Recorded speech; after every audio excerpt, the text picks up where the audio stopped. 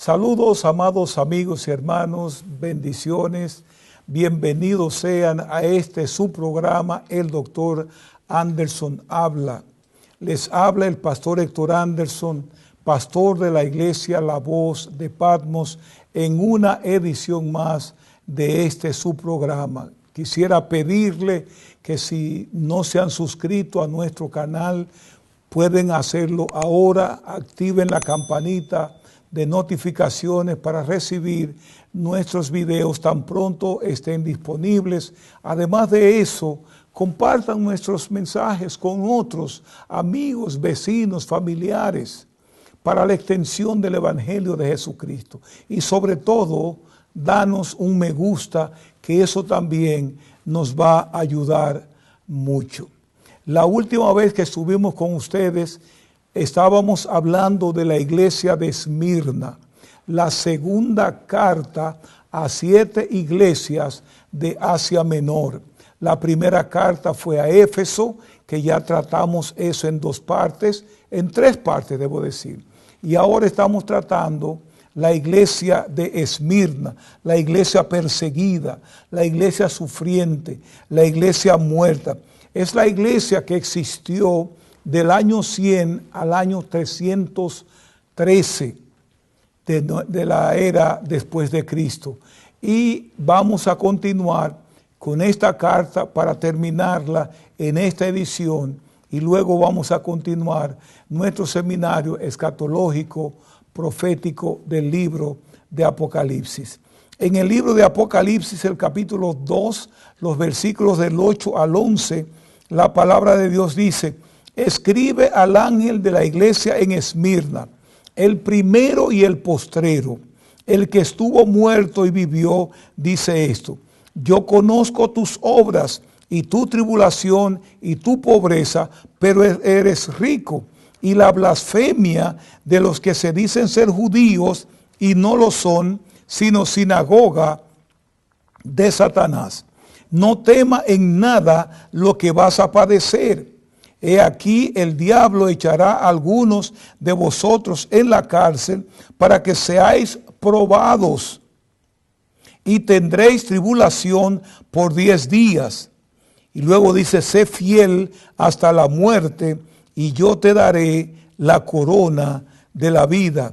El que tiene oído, oiga lo que el Espíritu dice a las iglesias. El que venciere no sufrirá daño de la segunda muerte. Comenzamos diciendo que el destinatario de esta carta es el ángel que la recibe para compartirla con la iglesia.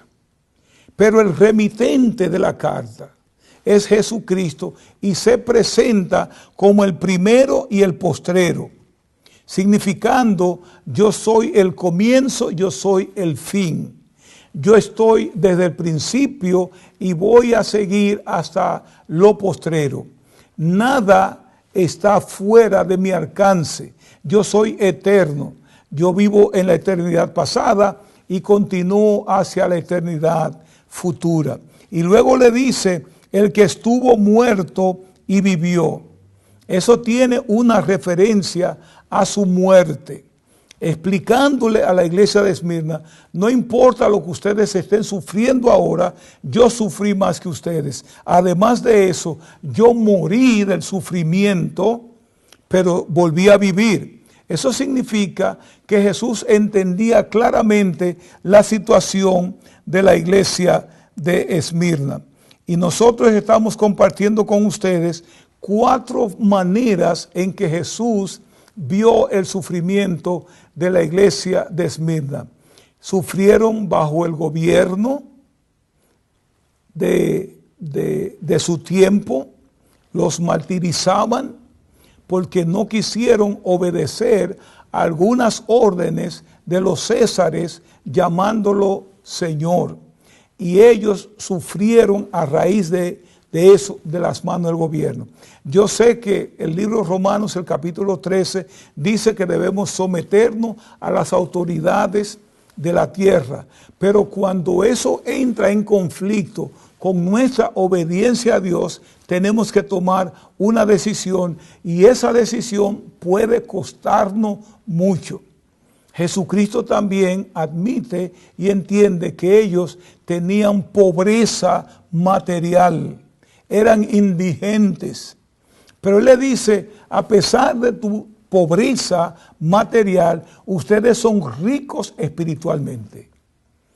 Eso significa, mis amados hermanos, que la riqueza espiritual es más importante que la riqueza material. Y nosotros vimos esto en una ocasión con el joven rico, que tenía mucha riqueza, pero era pobre espiritualmente hablando. Sin embargo, la iglesia de Esmirna es todo lo contrario. Carecen de riqueza, pero espiritualmente Jesús reconoce que son ricos. Estaban pasando por una presión intensa, constante, que lo estaba conduciendo a la muerte.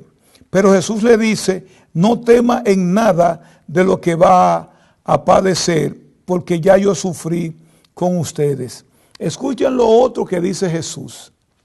Él examina la persecución religiosa ahora, no la gubernamental, no la física, sino la religiosa.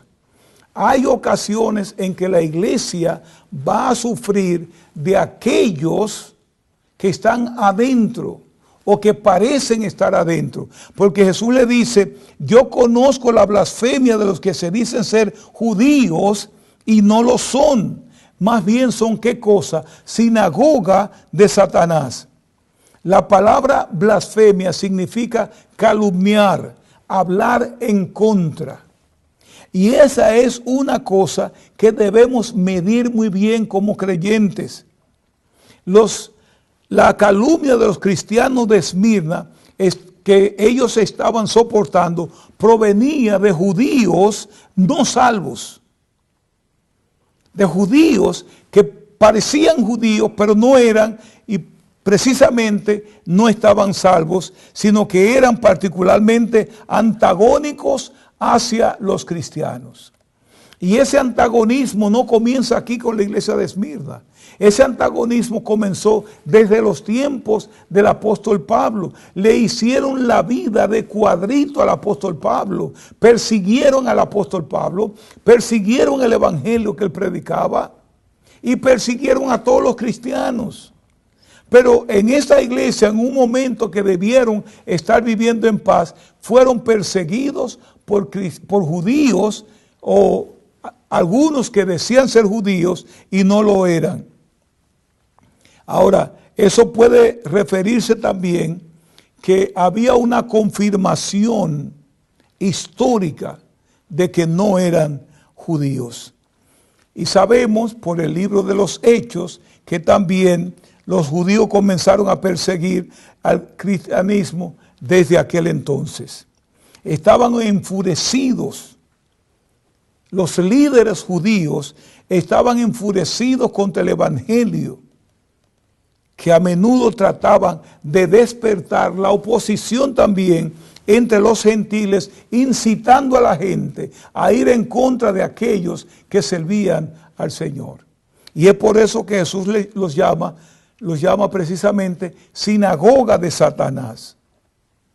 Ellos provocarían turbas para ir en contra de los cristianos, turbas gentiles, para amedrentar a los creyentes en aquellos tiempos. Eran tiempos difíciles de servir a Cristo. Era un tipo de hostilidad tan grande que le llamó la atención a Jesús. Y tan grande era la hostilidad que Jesús los llamó sinagoga de Satanás. Hemos estado predicando esto por mucho tiempo en la radio, en la televisión y donde quiera que lo hacemos. Y la gente a veces no quiere entender y piensan que uno lo dice porque uno es el pastor.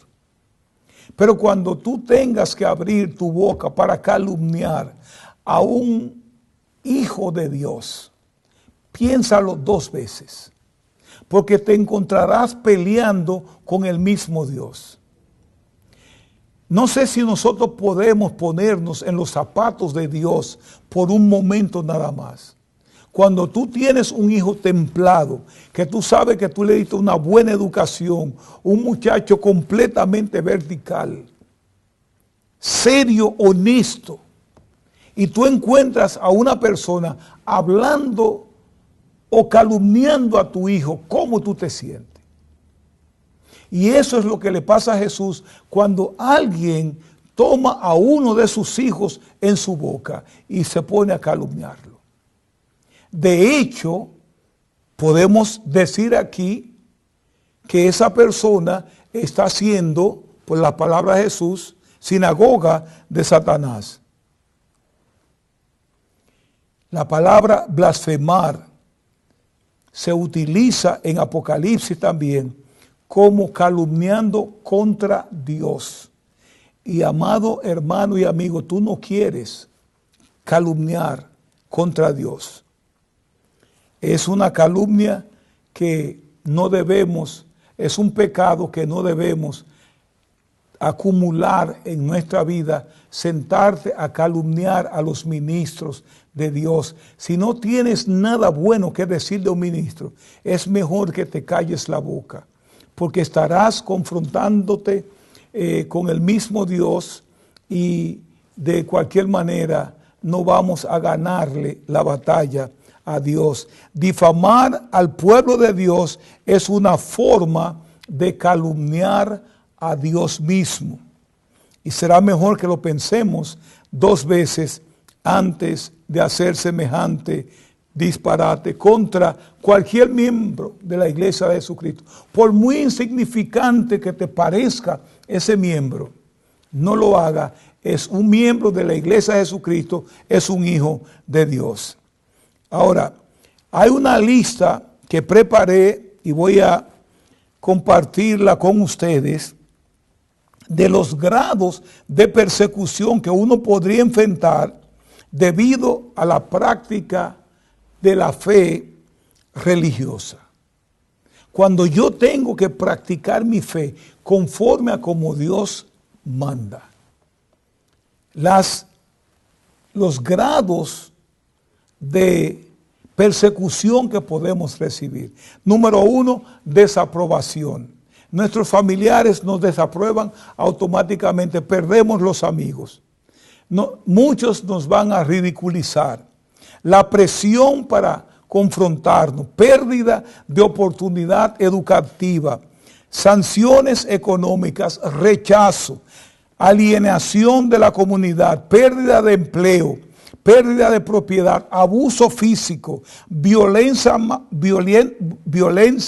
mafiosa, acoso por parte de funcionarios, secuestro, trabajo forzoso, encarcelamiento y tortura física, además de asesinato y ejecución. Cuando miramos la vida del apóstol Pablo, vemos cada una de esas cosas, de estos sufrimientos en la vida de Pablo.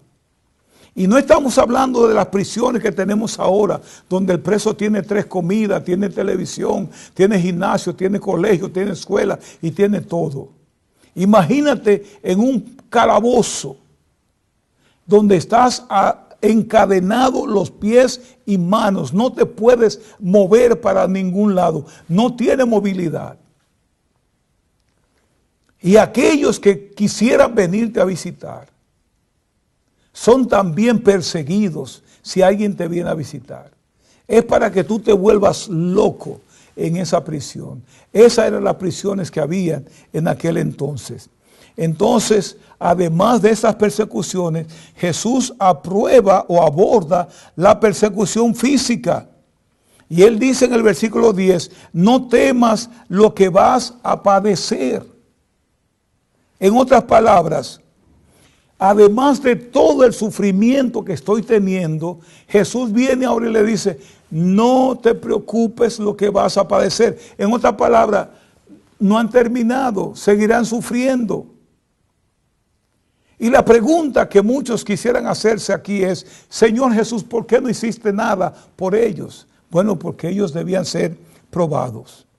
Y dice, no temáis a los que matan el cuerpo, mas el alma no pueden matar. Temed más bien a aquel que puede destruir el alma y el cuerpo en el infierno.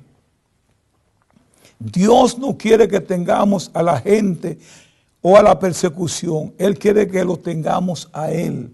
No temamos a la gente, no temamos a la persecución. Vamos a temerlo a Él. El miedo puede ser un pecado debilitante. Y Jesús continúa su tema del sufrimiento con la siguiente palabra. He aquí, escuchen bien esto, amado hermano. Él dice, yo conozco la situación en que están viviendo. Yo conozco tu tribulación, conozco tu pobreza, conozco tu blasfemia, la blasfemia de lo que se dicen ser judíos y no lo son, sino que son sinagoga de Satanás. No temas nada de lo que vas a padecer. Además de todo ese sufrimiento, Jesús ahora le dice, he aquí, el diablo echará a algunos de vosotros en la cárcel para que seáis probados y tendréis tribulación por 10 días. Y esta tribulación se le atribuye a Satanás. Es una continuación de la batalla que tuvo la serpiente en el huerto del Edén y que continúa hasta el día de hoy. Los medios humanos y los hombres son aquellos que vemos perseguidos y continúan persiguiendo a la iglesia de Jesucristo. ¿Quién persigue a la iglesia de Jesucristo? Satanás. Pero él dice, no temas. No temas que los aglutinen a todos ustedes en una celda en la prisión. Yo sé lo que está pasando, pero les voy a decir una cosa. Él dice, esto tendrá un término de 10 días. En otras palabras, ustedes no van a estar sufriendo toda la vida. Aunque yo no esté haciendo nada por ustedes ahora, porque tienen que ser probados, ese sufrimiento no es eterno. Ahora, no tenemos manera de confirmar qué significan estos 10 días. Si fueron 10 días literales o era un simbolismo de 10 días. Pero de cualquier manera, como no tenemos ninguna de las dos cosas, vamos a pensar que Jesús está hablando de 10 días literales. En otras palabras, el sufrimiento no es eterno.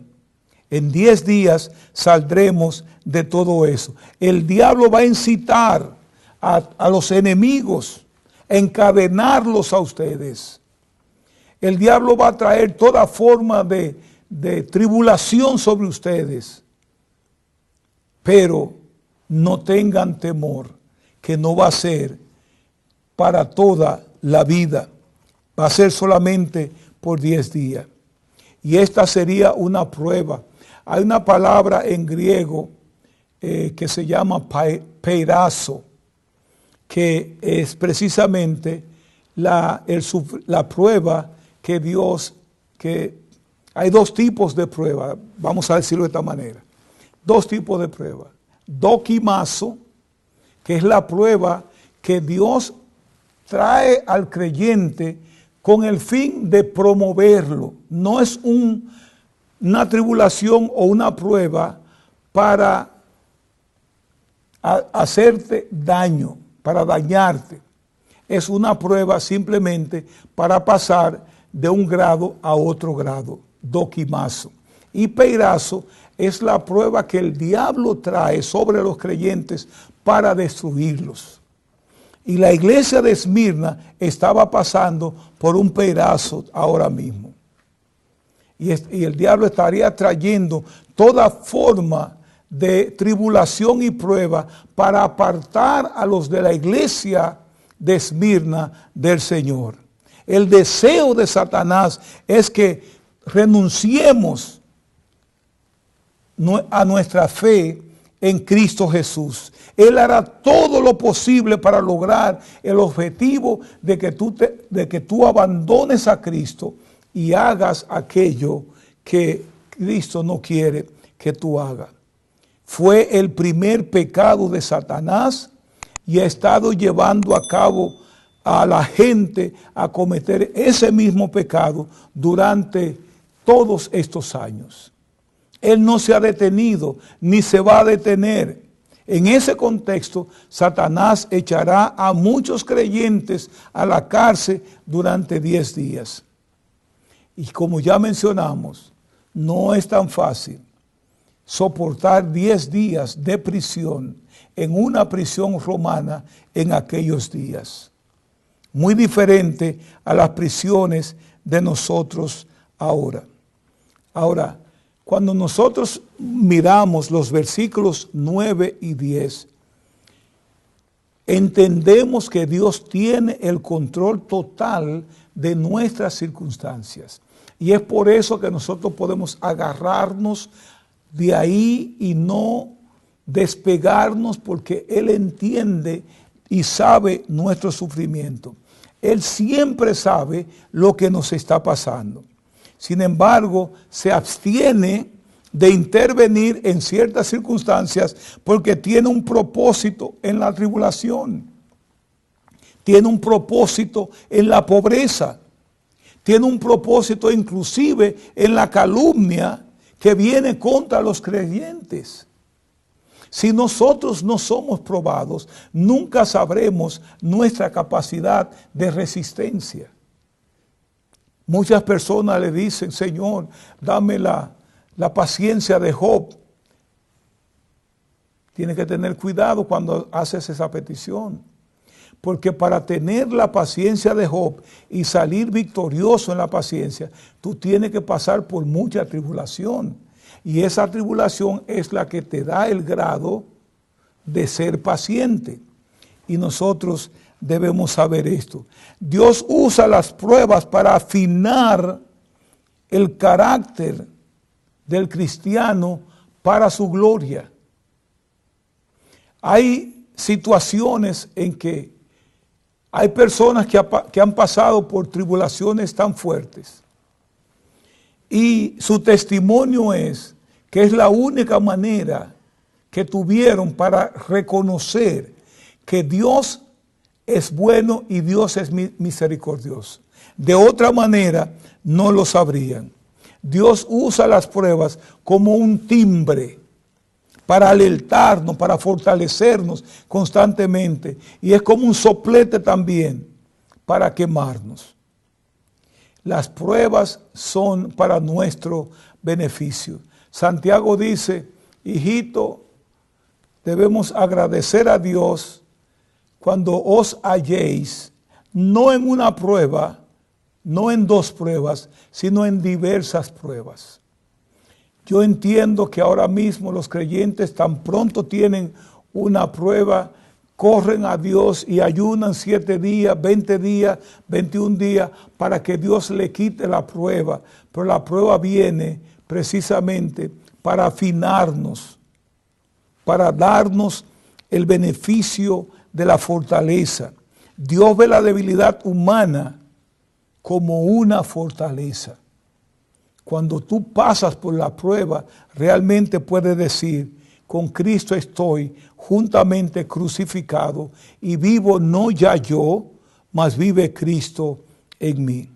Amados, es triste que las 3 fortalezas a las que Jesús se refiere es, número 1, tribulación, pobreza y calumnia. Y que se consideren debilidades en la iglesia de nuestros tiempos. Esas 3 cualidades, tribulación, pobreza y calumnia, se consideran debilidades en las iglesias en Estados Unidos y en nuestros países.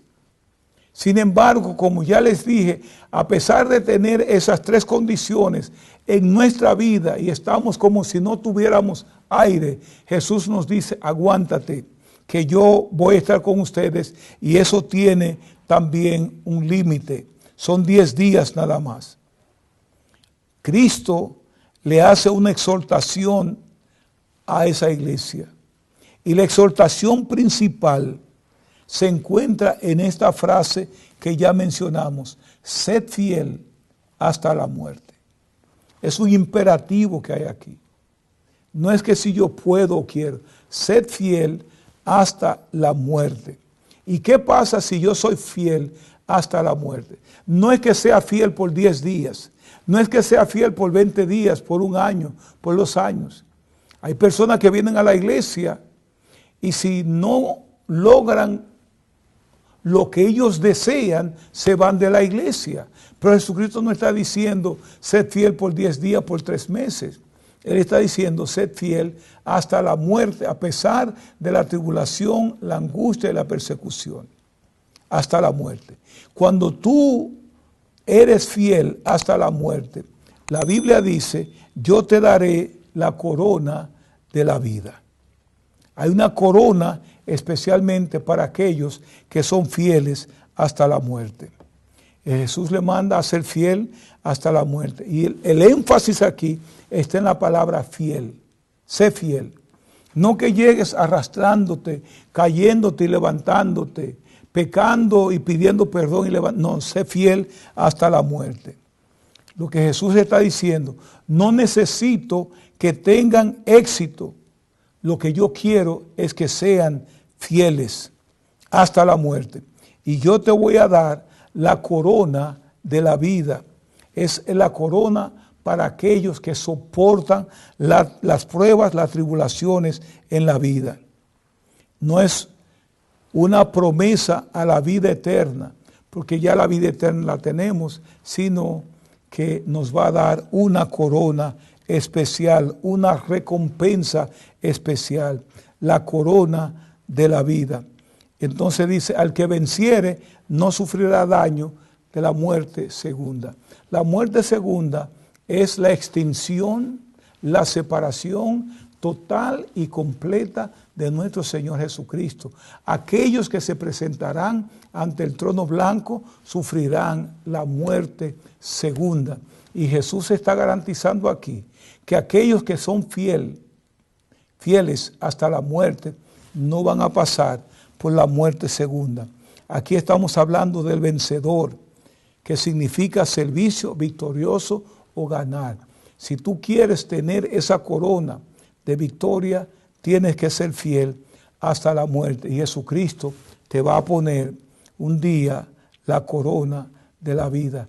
No vas a sufrir daño de la muerte segunda, de ninguna manera, jamás.